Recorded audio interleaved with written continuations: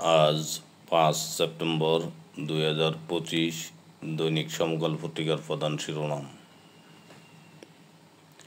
নতুন সাংবিধানিক ব্যবস্থার প্রবর্তন কু হিসাবে গণ্য হবে বিএনপি, জুলাই সনদ বাস্তবায়ন।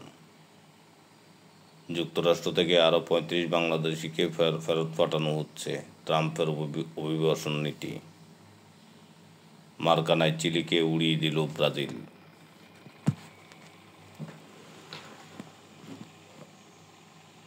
ডাকসু নির্বাচন ঘিরে ষড়যন্ত্রের আশঙ্কা ছাত্রদল শিবিরের।